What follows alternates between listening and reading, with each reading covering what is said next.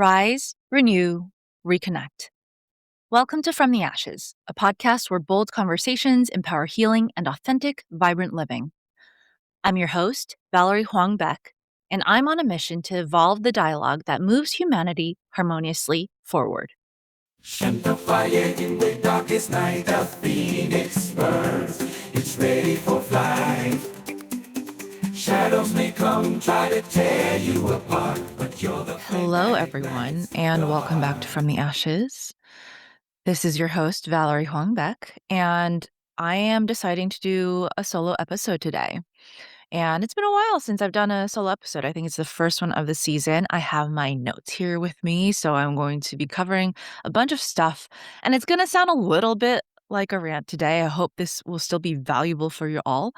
But after doing 65 episodes of From the Ashes, and realizing how much work it is to even just build up an audience, I feel a little more emboldened to say what I want because it's been really apparent to me that we are all so distracted and maybe not as many people are paying attention to this as I wanted to.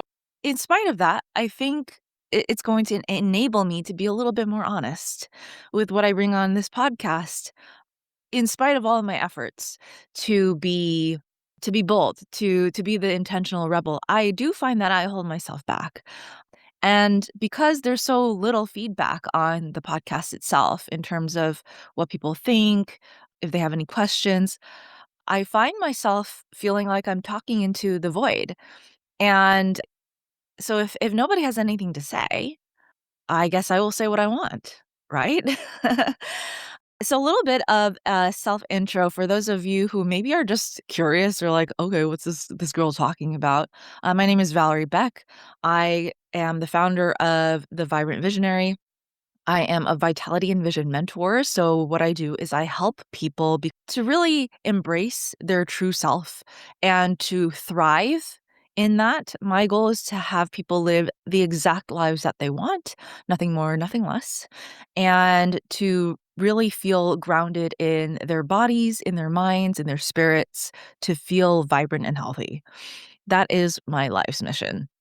But I'm not just the founder of The Vibrant Visionary. People who know me know that I do a ton of different things. And one of those things is that I'm a movement artist. I have been a dancer since I was 6 years old, which means that I've been doing this for probably more than 32 years at this point in terms of any type of movement, dancing, gymnastics, hip hop, street dance, etc.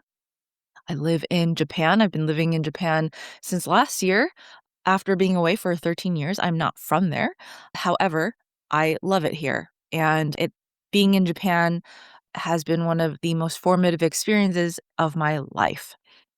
I work in many different areas. I have worked as a travel guide, as a professional dancer and educator. And my latest quest right now, aside from my role as a mentor in The Vibrant Visionary, is to learn how to work in Japanese culture, Japanese language. And so I have taken up a part-time job as a barista in a coffee specialty company. And so there are many, many lessons that I'm learning just from doing that. Many expectations that I had for this job that were blown away. And I find myself in a position where I've had to play actually a couple of different roles even within that, and learn very, very quickly. So that's something I feel like I should talk about later on at some point because putting myself in such a foreign situation now that I'm older, now that I'm like late 30s, having lived some life, I find that I am approaching it quite differently from how I would have before being a really insecure, anxious person as a young adult. I consider myself a living example of what I teach, not because I think I have reached some pinnacle, but because I am willing to make mistakes continuously. I'm willing to be a beginner, and I am okay with society viewing me as a failure. Whatever that means. I don't think anyone has ever called me a failure, but, like, if you were to look at my life on paper, you would either think that am crazy, distracted, and can't make any decisions on where I want my life to go, or you might think that I am an evil genius. Who knows? But regardless of all of that, I am here. We are on our 66th episode of From the Ashes podcast. It started in May of 2024, so we're almost on 2 years. And this season has been all about being the intentional rebel. So I want to do a little bit of reflection on the season so far, looking at the episodes that we have done since we started this year. We kicked it off with becoming the intentional rebel because last year, at the end of the year, well, last year was a big year of experimentation and going for things that I had been putting off because I was like, it's about time to at least try to do some stuff, put myself out there. At some point last year, I was a social media influencer, not a successful one, but I did post almost every freaking day and learn how to, like, work the algorithm and all of that, and it was interesting. I would say I got some traction, and at the end of the day, I will also say that it was a royal waste of my attention and energy, and that I don't believe that this is a way for me to thrive. And if it's going to take me becoming a social influencer to become a so-called success, I don't consider that a success. So that I've gracefully let go of. I also did a couple of retreats for entrepreneurs with, like, the Nomad Escape, and then I went to the Mindvalley University. Also really eye-opening, and I do consider it to have been, for me to take a couple of steps forward and being more bold in putting myself out there, but also realizing that a lot of the things that we strive for in this life that we think that we want are not actually what we want. And after going to Mind Valley, that was very clear to me that I had outgrown some of my desires. I had outgrown some of my previous aspirations. One of my visions that I wanted was I wanted to be a speaker on the Mind Valley stage. I had that on my vision board in 2024, and I wanted to, like, make $1 million and, like, be this famous speaker and this authority on whatever. And that vision crumbled getting to actual Mind Valley and seeing how people are, and just the blind pursuit of so-called growth and success with no real idea of what that's gonna bring people, like, what that actually enables your life to be like.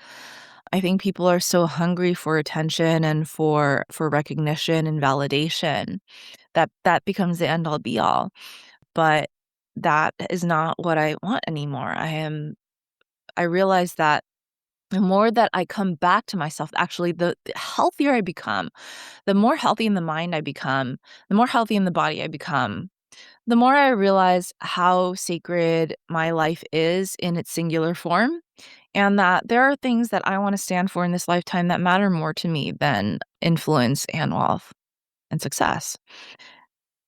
But we'll get to that in a bit because I think my guests on this podcast can say this a lot better than I can. And this season so far, we had Asia Dorsey kicking it off with From Martyrdom to Medicine, reclaiming the body as a site of liberation. And shout out to Asia because, she showed up to the Ayurveda conference I was speaking at as well last year in Colorado. She was a guest speaker speaking on meat as medicine, which was challenging the so much of what Ayurvedic practitioners these days advocate for. But there is a place for meat as medicine. And even in the classical Ayurvedic texts, they do discuss this as well. But because ideology and religion and tradition has warped our what we view as right or wrong, a lot of the time we can't really see clearly and objectively what is medicine or not. we didn't cover that so much in the podcast, but what we did cover is this reclamation of self and this really embracing our life as something that is worth caring for, and finding that we can't just be martyrs. We can't just sacrifice ourselves for the greater good without remembering how to also treat ourselves as sacred.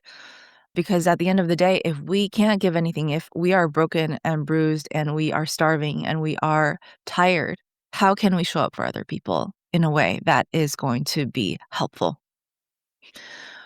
Then we also had Telford McConaughey. He is also superstar in my in my eyes, and talking about how all models are wrong. Also, again, encouraging people to question the status quo, encouraging us to question what we believe as right and wrong, and just being an advocate for having the world live in harmony and not having us constantly trying to fix each other, trying to fix the world, and also learning how to embrace our true inner golden light. We had then my friend Tien, who popped up into my life after I think 10 plus years. And, we both come from a tricking background, like acrobatic stuff and parkour. And, that's how I got to know him and the deeper part of himself. I think I had seen it in New Zealand, but I didn't really get to know it until much, much later. And it's been a blessing to be able to see how people in my life have actually found their own path and grown, and that we are coming back later as more mature adults and able to dive deep into these topics together. So that's Tian Tan in the episode From Influencer to Introspective.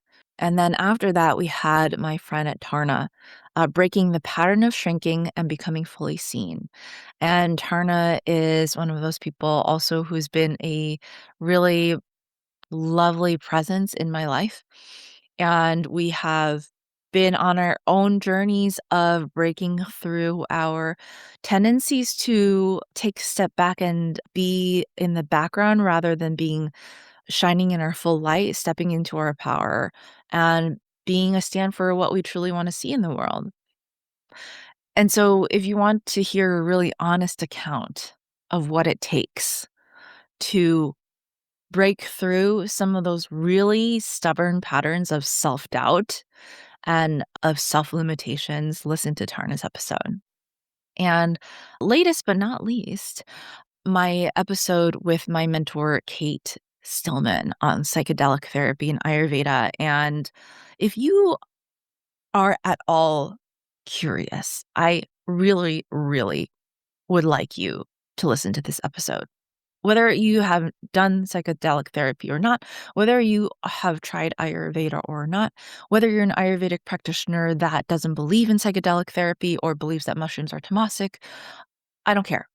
I want you to listen to this episode and challenge yourself to open your mind to what Kate has to say, because the more that I dive into my own healing journey, the more that I dive into just my life in general, I see that there are so many things that we take for granted as true that are not true.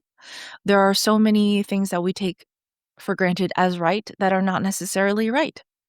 And to continue to be so fixated and stubborn in what we believe as true when the reality is much more nuanced doesn't help us as a species to survive, and doesn't help our mental health or our physical health. And so the more that we can really get back to some of the primal aspects of who we are as human beings, and to really see what it is that helps us thrive, I think the more we can move humanity forward.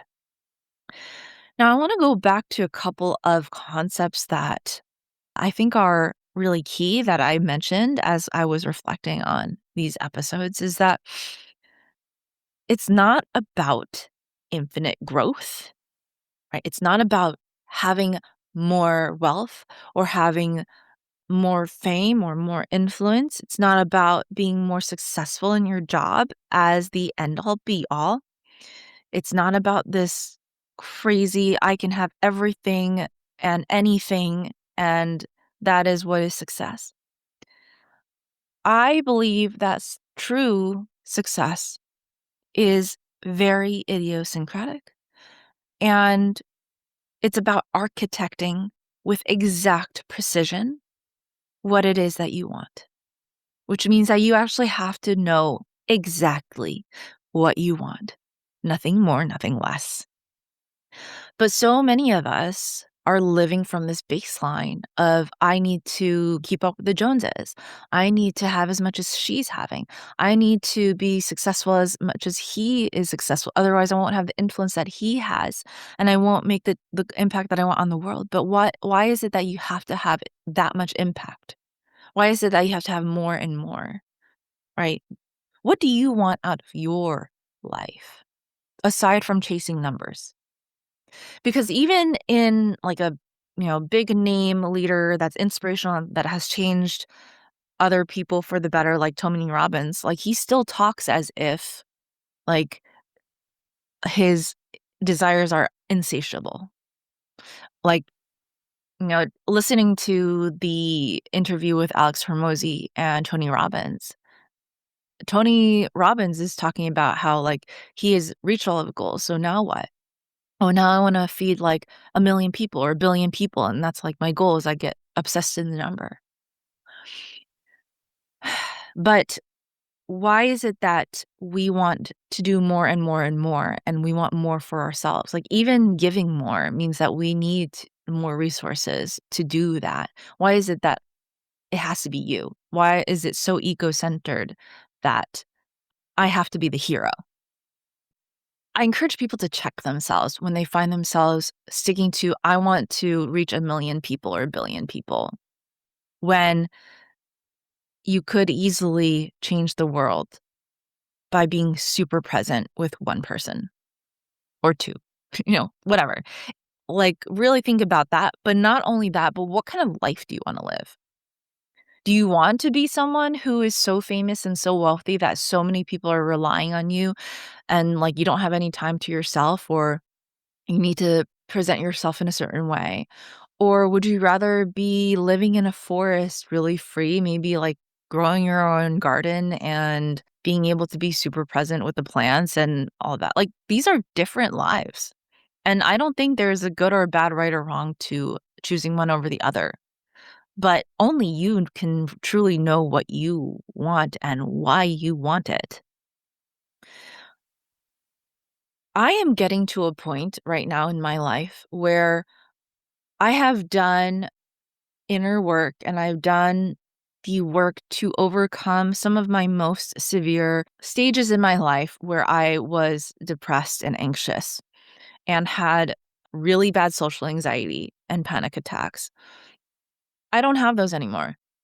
With this journey of self-care, and you can hear it in my voice, I am just I have more conviction and I have less tolerance for bullshit. And that has what has made the difference between me being anxious and second guessing and self-doubting myself all the time, and me being able to actually enjoy my life. And what I realized about what I crave and actually truly love, the things that actually light me up inside, which are not money and power and fame. They are being being able to go out and like connect with my friends. They're being able to go out and dance and have fun, connect with the people that I've connected through art, and like see them and just play with them, and dance and create and sing and all of this. That is what makes my life so awesome. Like, it's not when I am speaking at an event. It's not when I am even like coaching. All of those are great. But what makes my life awesome is when I can be super present with the people that I love.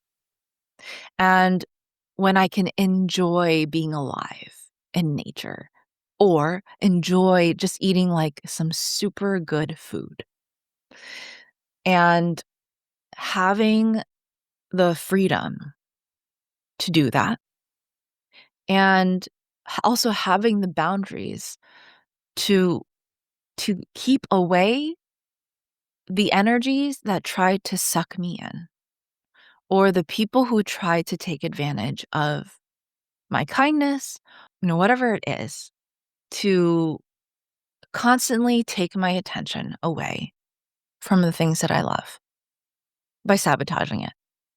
In the past, I have let people sabotage my happiness. I've let people sabotage my life through manipulation.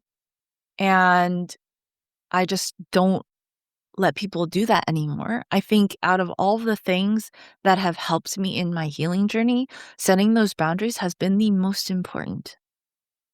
Yes, the detoxing and the Ayurveda and the meditation and the yoga and all those were tools that helped. But ultimately, if I didn't set boundaries with those tools, they would have become the same energy sucking distractions that other things have also become. Because it's not about the tools. It's about you, right? And it's about how you interact with the world. Okay. So, I realized going to the Mindvalley conference and several other initiatives last year. And this goes back to the people who are like, you can have it all. You can have infinite growth. You can make more money. Again, I can't knock wanting more money, but when that becomes the end all be all, there's something missing. And I did end up being swept up by this you can have it all mentality for a long time. But the thing is, the people who are really, that's the only message that they have and the only thing that they can sell is that. When they are only fixated on that, there's no other substance behind it. And a lot of the people who have made their message that you can just be more wealthy and more successful, I find them to be really insecure. And because there is an inherent insecurity in constantly wanting more, it means that like you can't actually stay still and be content. And, if we pull it back to the Yoga Sutras and looking at the idea that in order to have a peaceful mind, there's this concept in the Yoga Sutras called santosha. You need to be able to maintain contentment in order to have this peaceful, stable mind. And so if you're constantly grasping for more because you don't feel like you have enough, and this is the trap, is like organizations like Mindvalley prey on people who don't have enough and tell them that they can have more by giving them this promise of you can have infinitely more.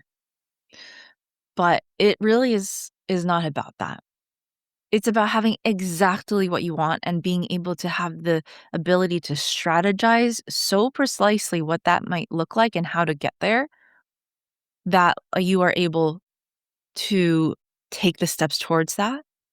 But again, you just have so many other outside voices being like, no, that's not how you get successful. No, you need to be able to make this much money and have this house and like have this success marker, all of these external factors. And we don't question it. And I think that's a fatal flaw. So that brings me to another point, is that you really need to practice discernment when it comes to taking people on as mentors and gurus and being somebody who considers themselves a mentor.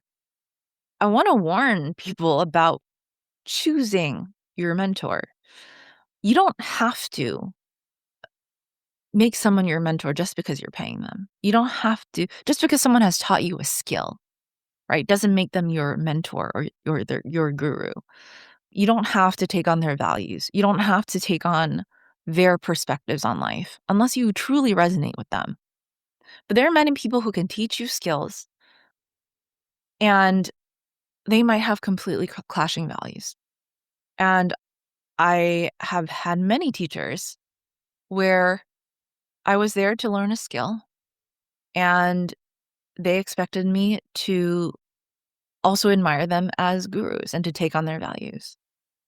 And I've had way too many encounters where they assumed that I would just be blindly loyal and that if they overstepped their boundaries or disrespected me, that I would just stay.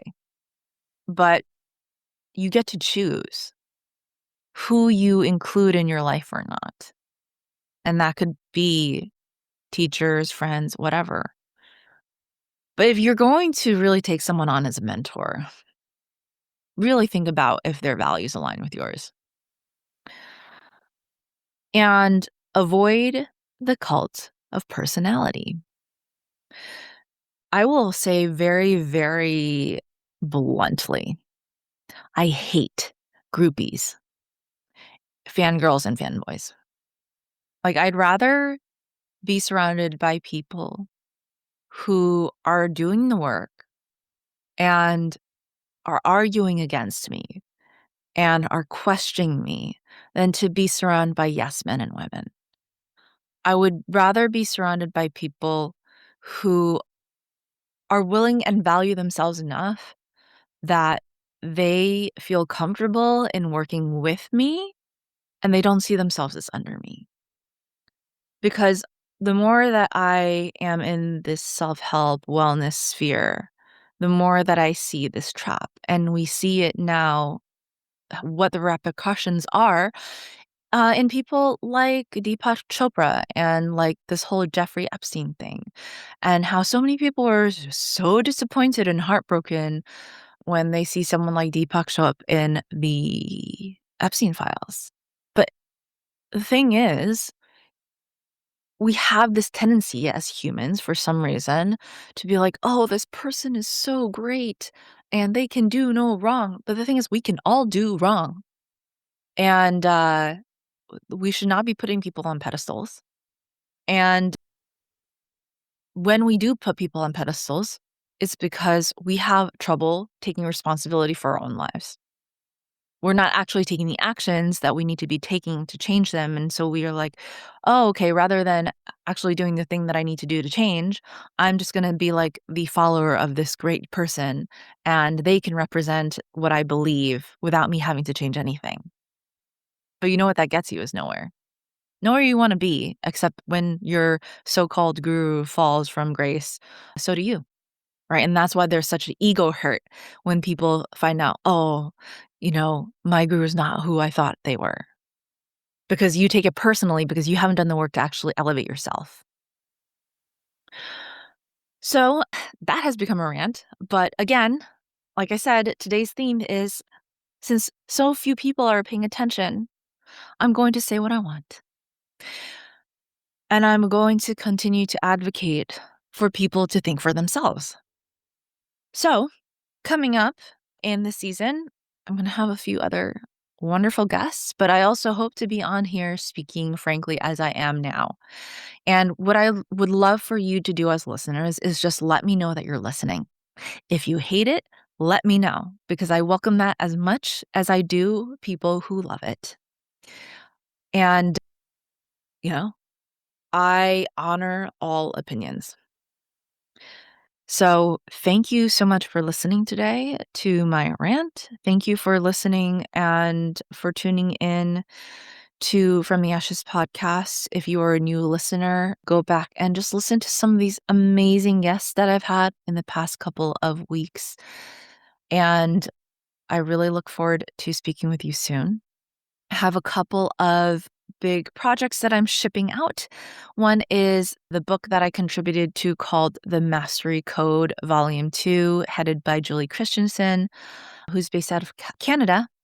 And it is like a chicken soup for the soul, but with a mental health focus. And in there, I talk about my personal story of how I overcame debilitating self-esteem, and how I learned the healing structure and powers of Ayurveda and how that really has elevated my life.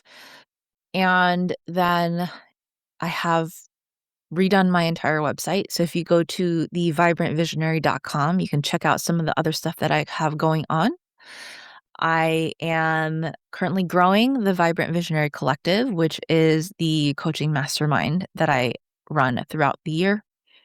And if you're truly interested in shifting your life, I encourage you to book a vibrant vision session with me. This is where we get to parse out a little bit of what it is that you want to create in your life, and we will create a roadmap together to see what the steps are that you need to take in order to get there. Like I said, it's not about having more and infinitely more and arbitrary markers of success. It is architecting what exactly it is that you want to create in your life and how we could do that and only that. All right. Thank you so much for tuning in, and I will see you next time. Thanks for tuning in to From the Ashes. If this episode sparked something in you, remember, your evolution matters, and we're rooting for you every step of the way. For coaching, community, and free resources to help you rise into your full potential, visit thevibrantvisionary.com and download the Vibrant Visionary Blueprint, your free guide to reclaim your energy, clarity, and creative fire. If you love this episode, please share it with a friend or tag me, Valerie, on Instagram at vibrantvisionary.val. I'd love to hear what resonated for you. Until next time, keep rising.